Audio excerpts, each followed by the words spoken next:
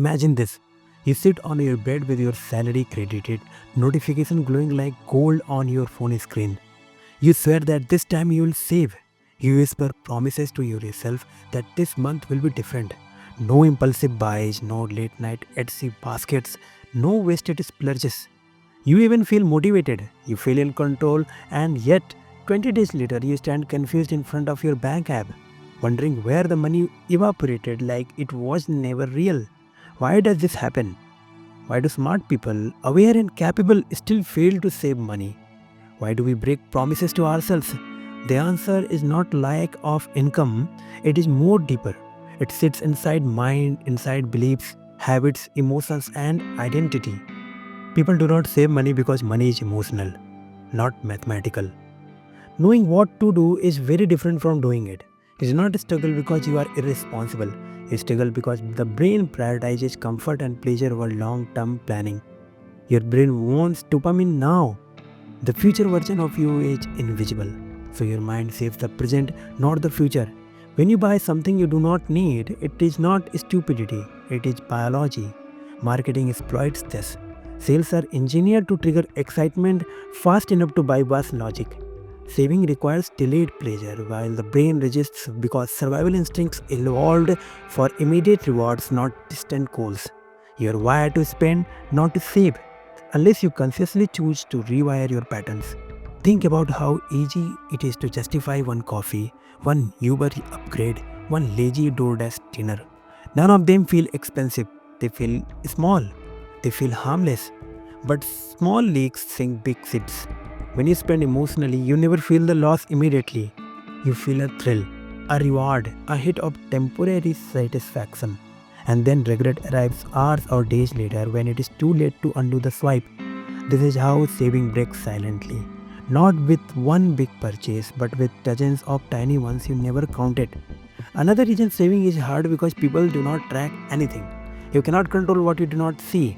If I asked you how much you spent on food last month, you might guess, but guessing is not control. Guessing is hoping. Real control begins with awareness. Tracking every expense brings the hidden to light. When you see numbers clearly, decisions change instantly. You stop spending out of impulse and start spending with consciousness. There is another truth. Most people save money for the sake of saving without purpose. Saving without purpose feels like sacrifice. Saving with purpose feels like progress. If you never define why you want money, how much you want, and what it will do for your life, then saving feels like punishment.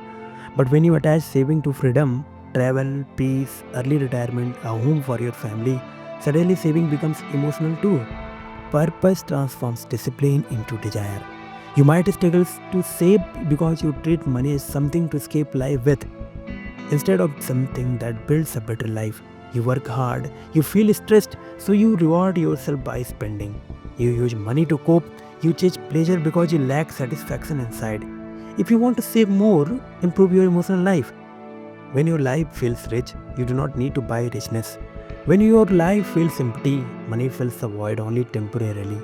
Some people cannot save because they grew up watching money being spent the moment it arrived. Their parents lived paycheck to paycheck, so they mimic what they saw. Saving feels unnatural because spending is familiar. Your financial habits come from your environment more than from income. You are not fighting expenses, you are fighting generational programming. The good news, you can break it. Awareness gives you power. The real breakthrough happens when you automate saving instead of relying on willpower. If you manually decide every month how much to save, emotion will interfere. If saving is automatic before spending begins, discipline becomes effortless. You do not save what is left after spending. You spend what is left after saving. That single shift changes everything. So, why do you struggle to save even when you know you should? Because knowing is not enough. Because emotion beats logic. Because small purchases feel small. Because you never defined your why. Because you never tracked the leaks. Because you think saving is sacrifice instead of liberation. The moment you see money differently, your habits change naturally. Saving stops being hard when the reward becomes bigger than the temptation. Imagine a version of you 12 months from now, a stronger version, a wiser version, a version with savings in the bank, clarity in the mind, options in life. That version is real if you choose it. You deserve financial peace. You deserve to breathe without debt pressing on your chest. You deserve to wake up knowing you control money instead of money controlling you. Start small, track honestly, automate your future, and remind yourself daily that every dollar saved today buys you freedom tomorrow. The struggle is not your identity, it is only your starting point, and starting points were made to be left behind.